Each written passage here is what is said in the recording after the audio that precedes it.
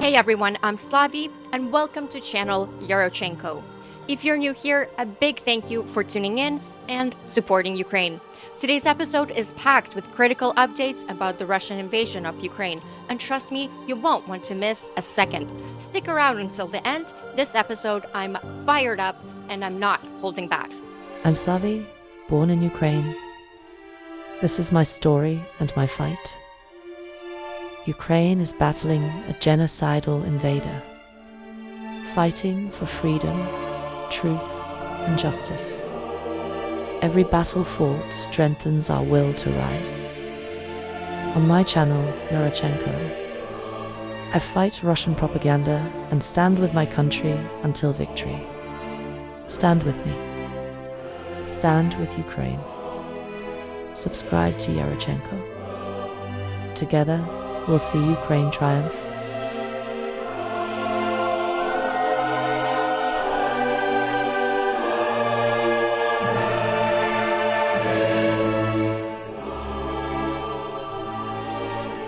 Today's episode is absolutely jam-packed with critical updates, and you cannot afford to miss this.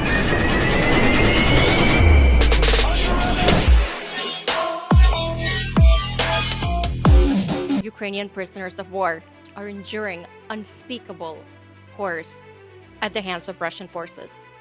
And the propaganda war is raging too.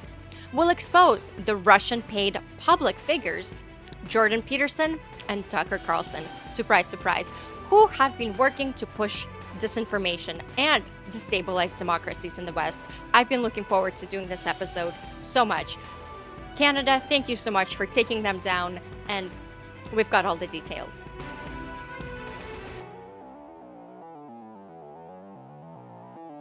This isn't just a fight for Ukraine, it's a fight for future of freedom, democracy, and truth itself.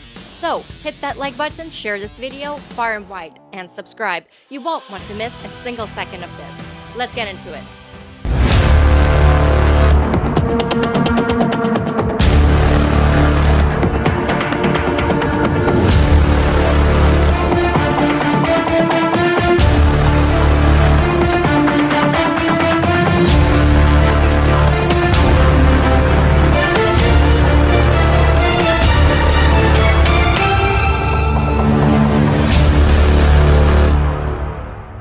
Ukrainian prisoners of war continue to face unspeakable horrors.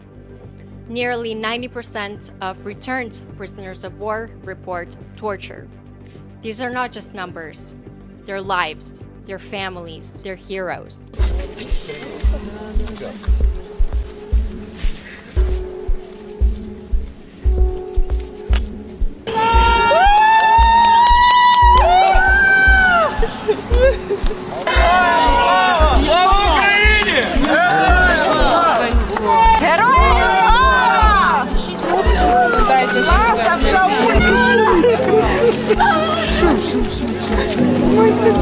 Я думал, к вам приеду. Все, чуть-чуть.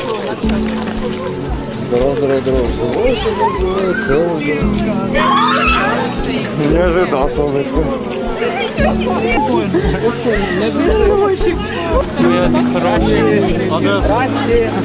Я только не скажу. Сказала.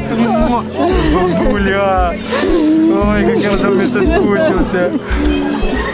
И вот так все. Привет. Ты прям с табличкой, братан. Я ж Відпускай.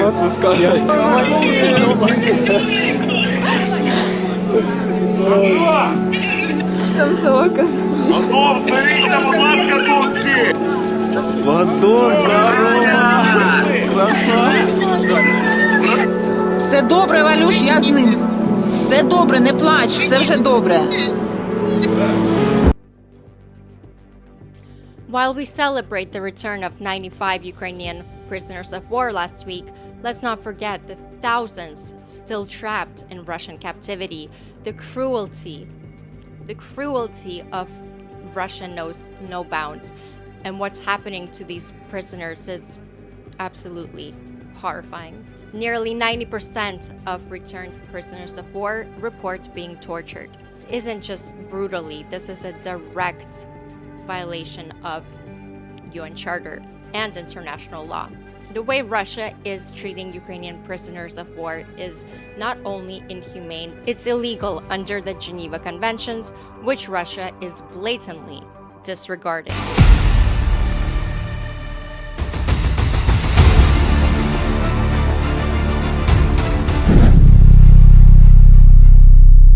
The world cannot turn a blind eye to this. These acts of torture, mistreatment are war crimes, plain and simple, full stop. Russia's actions against Ukrainians, prisoners of war, are not just a violation of Ukraine's rights, they're an assault of the very principles of international justice and human dignity. And yet, the global response has been far too quiet. We must demand accountability. The world must not look away while Russia continues to violate every international law meant to protect these soldiers and civilians.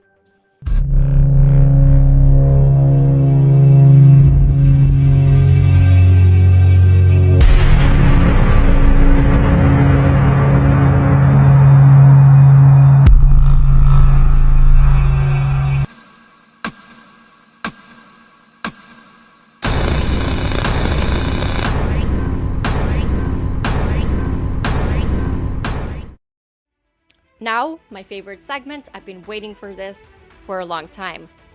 We need to talk about one of the most disturbing elements of this war, the spread of disinformation, right here in the West. In a not so shocking revelation, Canadian Prime Minister Justin Trudeau testified that prominent figures like Tucker Carlson and Jordan Peterson have been paid by Russian state media to push propaganda. This isn't just free speech, it's coordinated disinformation designed to destabilize democracies. Let's call it for what it is. This is war criminal behavior. I can't say I'm surprised though, but both of those genocidal psychopaths said things to dehumanize Ukrainians, so it's easier for Russians to kill us. Let's break this down. Jordan Peterson, a Canadian psychologist, author, a prominent public figure known for his critiques of political correctness and Western social issues, has made highly controversial statements about Russia's genocidal invasion of Ukraine.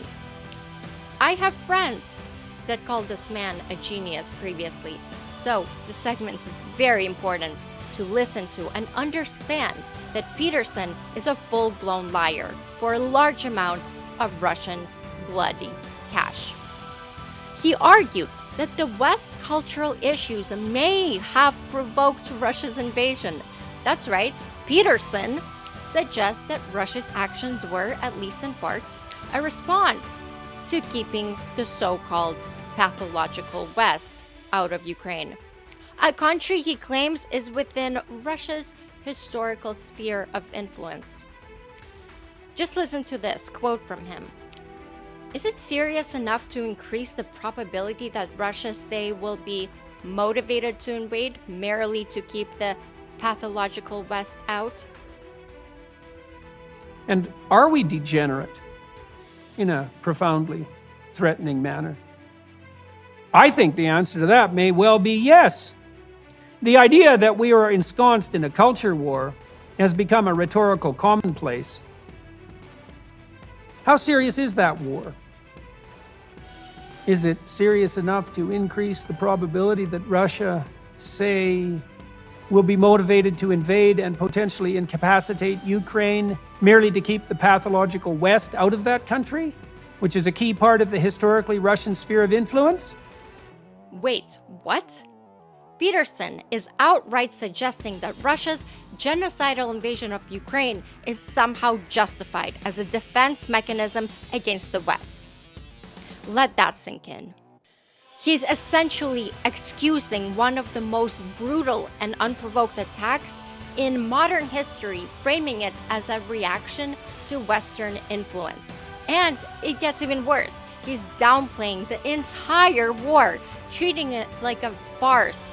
He actually said we are now several months into the conflict with Russia, but nod nod, wink wink, if we clandestinely provide full support to Ukraine, maybe the Russians won't notice. This isn't just misinformed and dangerously reckless distortion of reality. He's minimizing the suffering of millions, trivializing a genocidal invasion as though it's some backroom game. It's not only misleading, it's morally indefensible. And all protestations to the contrary. None of us give a damn about Ukraine, and never have. Remember the Holodomor? Do you even know what it was? But let's dig even deeper. This gets darker. Yeah. There are serious allegations about Peterson's connections to Russia. According to Canadian Prime Minister Justin Trudeau, both Peterson and Tucker Carlson were funded by Russia to push anti-vaccine propaganda during the COVID-19 pandemic. We have seen that anti-vax messages during the convoy and during the pandemic were amplified by Russian propaganda, especially in the media of the right, and it was continued by messages.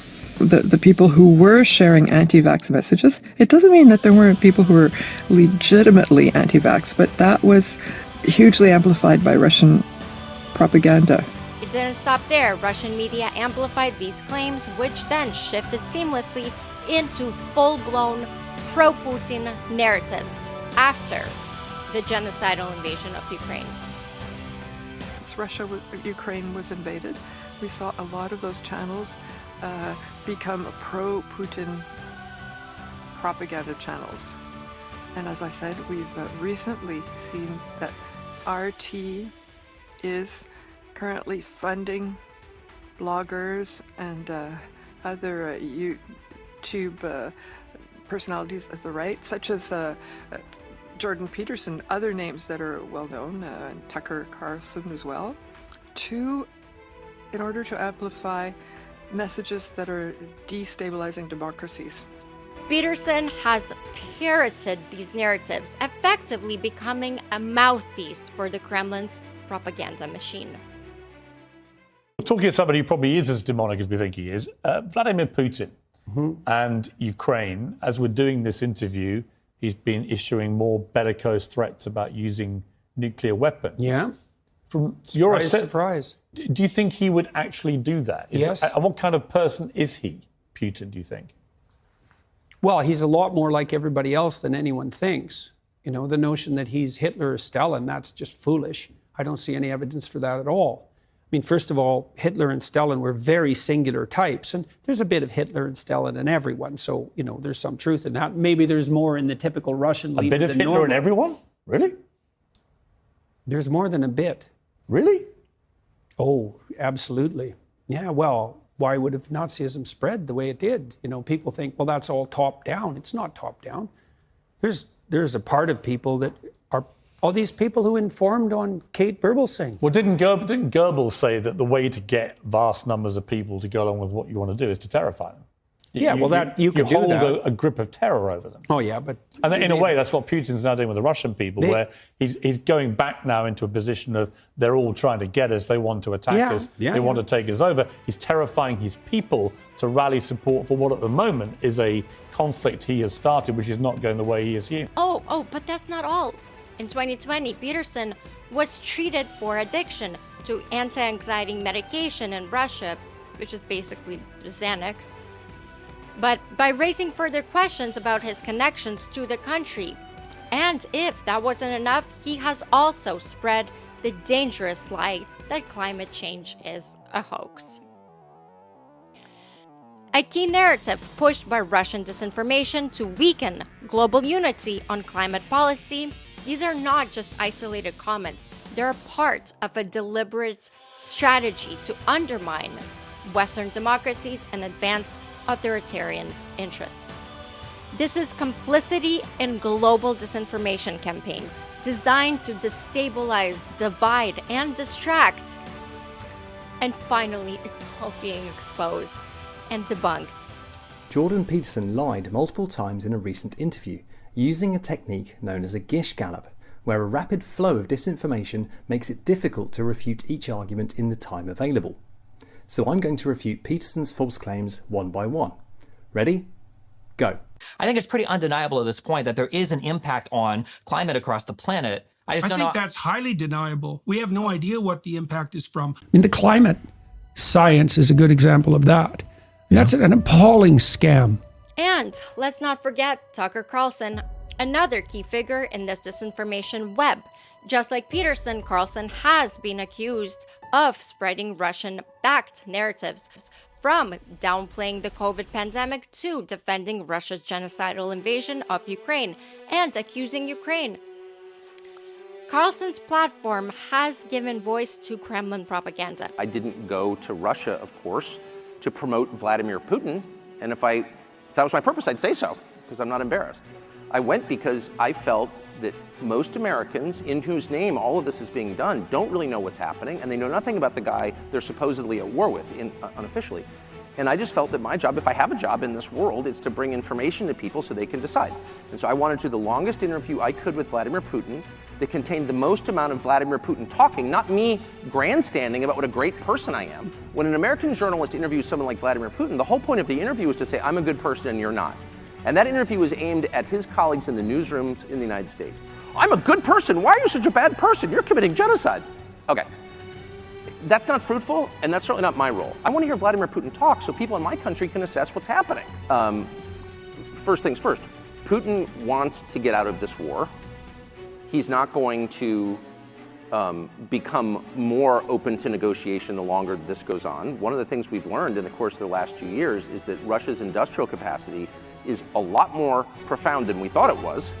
And Russia's having, and Russia, this country we were assured was a gas station with nuclear weapons, has a pretty easy time making missiles, rockets, and artillery shells, whereas NATO doesn't. So we should think about what that means, one.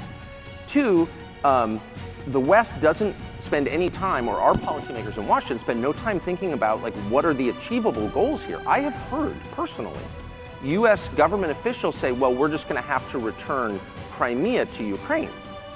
Well, you don't need to be a Russia scholar to know that's not going to happen short of a nuclear war. That's insane, actually. So even to cloaked as anti-establishment rhetoric. But make no mistake, this isn't just about challenging the mainstream. When Carlson repeats pro-Russian talking points, he's actively amplifying disinformation designed to fracture Western unity and weaken our resolve.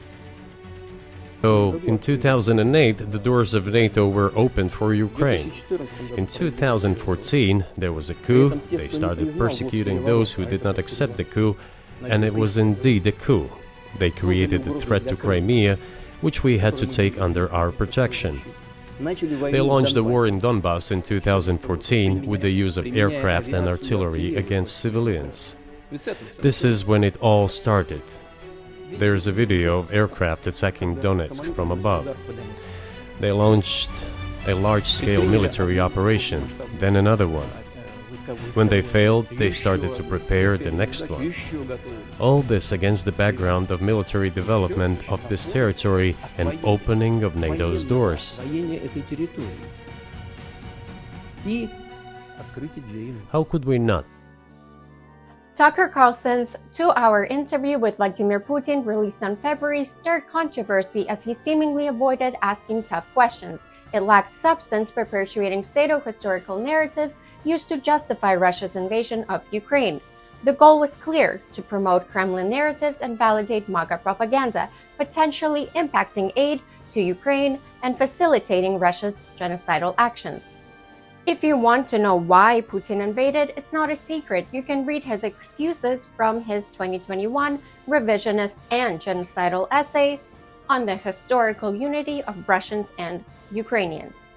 Carlson overlooked crucial topics such as Russian war crimes, child abductions, and genocidal rhetoric. If genuine journalism was the aim, hard questions on social network censorship, persecution of Protestants, child abductions, war crimes, and military provocations against NATO countries should have been posed. Let's take a look at some of the Russian propaganda narratives presented during the interview. Russian propaganda. Ukraine was created by Lenin and then again by Stalin. Truth. The new Ukrainian state was founded not by Lenin or by Stalin, but by the Ukrainian national movement, simultaneously with Poland, Lithuania, Georgia, and even Russia itself as a republic. Ukraine was formed after the collapse of empires within the territory where there was Ukrainian ethnic majority, including the Black Sea coast mentioned by Putin. Since then, its borders have not changed drastically. Russian propaganda. The purpose of the special military operation is the ban on all neo-Nazi movements. Truth. Neo-Nazism in Ukraine is a fabrication by Russian propaganda aiming to justify aggression. Moscow's labeling of enemies as fascists dates back to the Soviet times. Russian propaganda. The war could have ended a year and a half ago, but Ukraine succumbed to Johnson's demands. Truth. Russian-Ukrainian negotiations in Belarus and Turkey, February to March 2022, failed due to Russia's refusal to compromise. Kiev sought dialogue, but Russia's annexation attempts eliminated negotiation possibilities. Russian propaganda. There is a civil war going on between Russians in Ukraine. Truth. Indeed, many Russians live in Ukraine, who are patriots and defenders of the Ukrainian state. This very fact destroys the narrative of Putin's propaganda about the alleged persecutions of Russians in Ukraine, or that Ukrainian Russians are waiting to be liberated by Putin. The United States just needs to negotiate with Russia. Truth. Russia regularly violates international agreements. Negotiating with Russia at Ukraine's expense would empower Putin for further aggression. Such interviews pose a grave threat by spreading Russian narratives, shaping distorted perceptions, and creating a false sense of equality between victim and aggressor perspectives. Propaganda is a dangerous tool in Russia's brutal war against Ukraine, and amplifying it endangers lives. Slava Ukraini!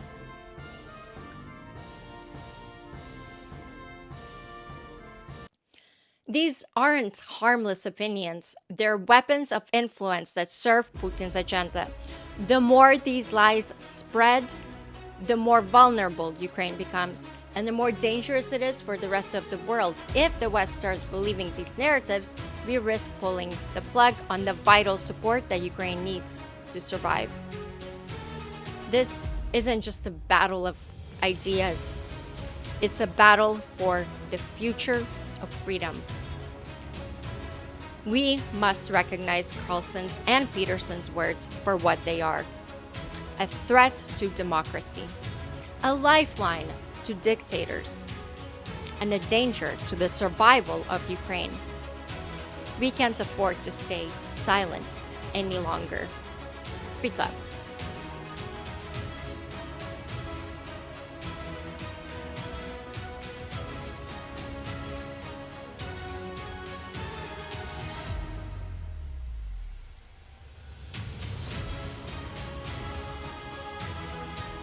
Let's be clear, Ukraine's fight is not just for itself, it's for the survival of freedom and democracy around the world. Zelensky's victory plan gives us a path to end this war, but it requires global unity and unwavering resolve. The 5 steps are clear: NATO membership, strengthening defense, strategic deterrence, unlocking Ukraine's economic potential, and building a post-war security framework.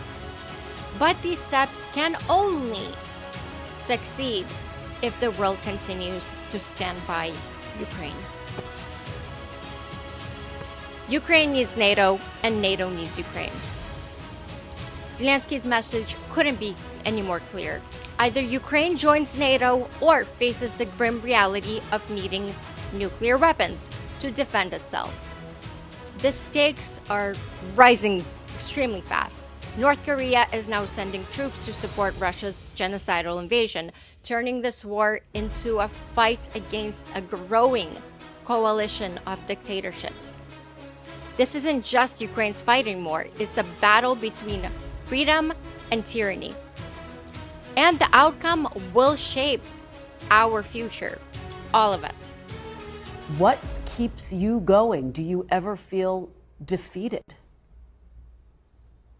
I have a lot of power, but even feeling strong and have a lot of energy, it doesn't mean that we want to fight all our life, because the price is high, like I said, because the war takes the best of us, the best heroes, the best men, women, children. That's it. But we are not ready to give our freedom to this terrorist Putin. That's it. That's why we are fighting. That's it. Let me remind you of what Garry Kasparov said. Ukraine has a lot of courage, but a few weapons. NATO has many weapons, but little courage. This quote rings louder than ever. Ukraine is showing unmatched bravery, standing up to nuclear powers and its brutal allies. But courage alone won't win this war.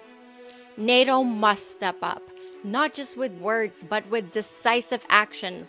Ukraine is fighting for the survival of democracy itself, and it cannot be left to do it alone. The upcoming US elections are the most important of our lives that will determine whether Ukraine gets the support it needs to achieve victory or is left to fight alone. We cannot let Russian propaganda and disinformation sway the outcome of this war. The truth is our strongest weapon. We must remain vigilant, stay informed, and keep Ukraine in the global conversation. This is a defining moment for Ukraine, for democracy, and for all of us. The future of freedom is on the line, and we must not falter. Thank you for watching, for supporting Ukraine, and for standing on the side of truth. Please, like this video, share, subscribe. If you'd like to support the production costs of these videos, check out the links in the description box below. And a very special thank you to Chris Johnson, the Contrast Films, for supporting the channel, and thank you to everyone that donated. God bless America, and Slava Ukraini!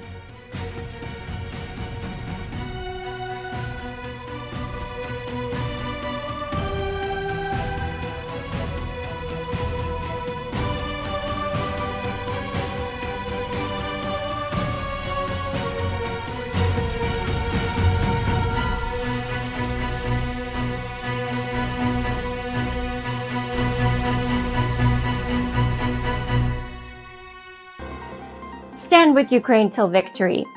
Slava Ukraini!